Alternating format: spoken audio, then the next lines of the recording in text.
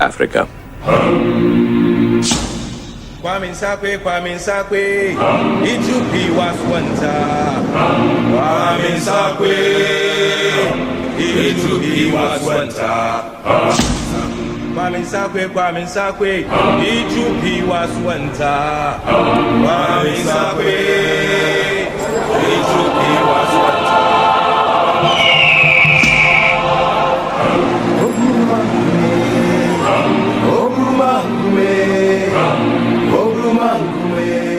My name is Samuel GH, popularly known as Samuel Peter, and I'm a PhD student from Durban University of Technology in South Africa. And I'm having my exhibition that focuses on reminiscence of slavery on Ghanaian community, a post-colonial conversation on historical manifestation of slavery in Ghana. And with this show, I showcase the enduring legacies that emanated during the slave trade, and also zero in into the commodities that were used in exchange of human bodies. So when you come inside to the show, a curatorial study has been stated which confirms the needful point of helping humanity to enjoy what is good and what is peaceful, rather than to enjoy ourselves into enslavement. So when you get into the exhibition, I'm showcasing some of the vital commodities, including alcohol bottles, including mirrors, including clothes, cowrie shells, and other materials that were brought into our world and was used to enslave our own ancestors during the transatlantic slave trade. So I'm welcoming everybody to come in and enjoy this exhibition that is ongoing. Curatorial statement: pains of no return. Body, mind, and spirit all combine to make the creature human and divine. The earth is expression of enslaved souls, affirm the mind, the messenger of the hour of human brutality, to speed between yourself and the source of power. Would you know that life is abundant and love is doubled for all you give? There is no greater means than helping someone to live instead of enslaving them through the body, mind, and spirit, as stated by Collier, 2009. The transatlantic slave trade remains one of the most brutal and dehumanizing episodes in human history. In examining its legacy, pains of no return confront the profound inhumanity of the trade whilst honoring the resilience of those who endured it. This mixed media art installation seeks to evoke a visceral response, shedding light on the enduring impact of this dark chapter in Ghana and by extension Africa's history and the broader African diaspora. Drawing from extensive research, the exhibition focuses on the commodities exchanged for human lives during the transatlantic slave trade. Empty alcohol bottles, mirrors, firearms, abandoned sewing machines, chains, shackles, sugar, jute bags, cowrie shells, slave ship, and spices, including salt, were used. These materials are not mere artifacts. They represent the commodification of human beings, the violent transaction of bodies, minds, and spirits for the sake of social mobility and economic gain. They bear witnesses to a legacy that transcends the past, continue to shape our understanding of human worth and dignity in the present. The installation amplifies the symbolic and aesthetic significance of these slave commodities, revealing their role in the dehumanization process and their ongoing relevance in today's world. The trade of human lives, once an objectified transaction, continue to echo through contemporary issues of human trafficking, the commodification of culture, and the exploration of marginalized communities. Yet, this exhibition goes beyond historical reflection. It is an invitation to reconsider the mental enslavement that persists in the global economy, where human beings are often reduced to commodities in the pursuit of power, status, and supremacy. The pains of no return challenges us to disentangle ourselves from the mental prisons that perpetuate these legacies. It urges us to redefine our collective consciousness, questioning how we value life, identity, and freedom. So I showcase some of the remnants, which include sewing machines, include alcohol, include mirrors, cloth, and other materials that were brought by these Europeans. Now we look at for things like salt, sugar, and other spices that were also used in exchange of human bodies. So when you come in here, these are the things that were used in exchange of our own ancestors, and they were transported into the New World. So I welcome all of you to have a look. I did some replica of the guns that were also taking part of the entire trade, and this gun will really help during the trade. Many Akan communities were using this gun to extend and expand their territories, including the Ashantis and other tribes, and it gave them a lot of power, which gave them some kind of supremacy within other ethnic groups. So during the trade, many other tribes also enjoyed. Now I'll look up for how slaves were treated. Some were hanged with rope. Their costumes were given in a different manner. The kind of attire that they were wearing was totally stitched and sewn in a different way, not fine as we can see from other costumes that we see in the environment. So not doing away with the commodities, I also tried to zero in some of them, including the sewing machine, by painting abstract version of these, tool or these product that were used during the slave trade. So I come in with an abstraction version of these sewing machines, which also become paramount in our traditional cultural heritage, to the point that when you're even going to marry, you must be able to buy a sewing machine as a dowry list to help you have a woman who will be the love of your life. So that tool or that machine became a tool of enslavement, or a tool for exchangement or exchangeability. So I also have some of the material that were used, for example, the mirror, which was also used as a commodity to exchange human bodies. And the story from Commander that I, through my research, confirmed that when they look at the mirror, their soul has already been captured by the mirror. So if they don't buy and take the mirror, they're going to carry their souls away to Europe. So therefore, they were tempted and forced to take these commodities as part of things that they cherish, which was also a lure kind of strategy to just get our exploitative material from this soil. You may see some of the maps. These are the ways how the slaves were transported within the compartment of the ship. And they were well arranged. Some were very hardly packed within the ship compartment, and some were brutalized. As they were even arranged within the compartment, they were also chained, and they were also brutalized. And the kind of diseases and other unwanted condition that they faced during the trip to the New World was so disastrous. So I also have those maps. Another painting on the sewing machine. And this one is also focused on some of the commodities. And this is how the dehumanization of the enslavement of humans were being happening. How females were prevented from speaking, how they were restricted from doing whatever that they have to do, and they have to comply with the rules and the principles of the Europeans. And these are some of the kind of treatment that they were going through. You cover their mouth, they cover their hands and legs with chains and shackles. And then this is the product that ended them to this point. That is the salt and other sugar and other material that were used in exchanging them to enjoy or to go through this pain and suffering that were being put on them by the slave masters. Okay, so I would like also to take you through that painting over here. And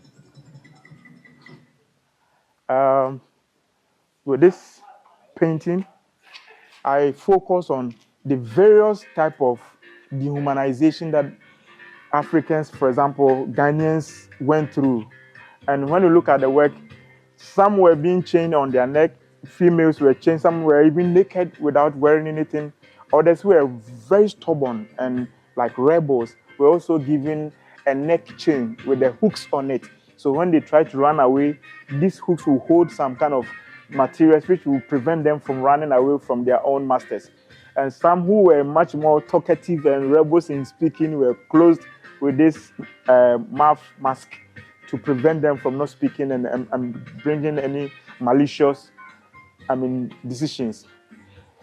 Coming to this painting talks about the performance and the duty of the chain. The chain performed a lot of things during the trade, and chains were used to restrict people's movement and whatever that they were doing it was being restricted by these chains. So I also present the figure face with some marks. These marks that you see over there were some of the pains and anguish that they go through. For example, in the northern region, some slavers were brutalized by, giving them cicatrices and giving them markings on their faces. And my research confirmed that they did this because they saw that the slave masters were not interested in those faces that were having marks. So they have to create these marks, even though the cicatrice and the scarification was something that was traditional within the northern part of Africa, or for example, Ghana. But because of the trading, it forces some of the traditions to engage into scarifying their faces to, hide their identity, which did not allow most of the masses to embrace such slaves. Okay. So this is what I call the slave mother. The slave mother, who was quite young, had been brutalized during the trade. And because she was so beautiful, she was always taken by every master to bed. They were just raping her, and it got to a point he even lost one of her breasts. Notwithstanding losing her breast, she was still brutalized. But I asked myself, what was the things that were used to enslave this beautiful woman? Is it the sword, the alcohol, the mirrors that really transform this human into a slave commodity? And how was the end? He was being strangled by this rope, which was taking her life from her. So these are some of the things that I really want to project, let people understand the pain and the anguish and the brutality that our ancestors went through. Thank you. So when we come here, definitely there was a way to transport the slaves. And the one most basic ways that we're transporting the slaves were through the ship. And this ship can carry huge number of slaves that were transported to the Caribbean, to the Americans, and other areas. And you imagine how the first day of being in a ship that you haven't been in it, the stormy sea, the scent of the sea, and other things that you may go through, the heat and everything. And above all, these European masters made it possible to carry our own ancestors to the diaspora. Now, there is one big research outcome that I was able to deduce from my work, and that was the role of the chiefs. Our chiefs play a vital role during the trade. This work gives us an overview of how our chiefs really play a role in enslaving our own people. When the slave masters came, they came to meet the chiefs, and the chiefs were giving them some vantage point even to build these castles and forts. And when it comes to the enslavement, our traditional leaders were already practicing domestic slavery, where slaves were taken and were being used within the society and within the palace and the kingdoms. They were not beaten and brutalized. So, but when the Europeans came with the exploitation of our natural resources, they began to exploit our natural resources. Then, instead of they being focused on the gold, they rather focus on human bodies. So when our fathers or our chiefs go in for wars and have slaves, they then believe and think that they can sell the slaves to these masters, because at that time, plantation in Europe was rising up, and they needed a lot of laborers to go there and work. And in that course, most of our chiefs sell our own people to the Europeans. And that's why I was able to come out with this painting. Now, I would like to talk much about this work, which really becomes the major focal point for the entire show. And this is where I bring the conference of the slaves and the commodities together. So I do a composition of the slave commodities like the guns, the cloth, the beads, the sewing machine, the mirrors, rice or sugar, salt, gold, cowrie shares, alcohol, and then even the educational system that they brought to us. So all these things were really planned in a way that they will have their way through us. And if you look at our educational system, some of them, even in our schools, they write boldly on our building that speak only English. So in that point, they were also diminishing our own language. And language is embedded with culture. Language is embedded with everything that we live with.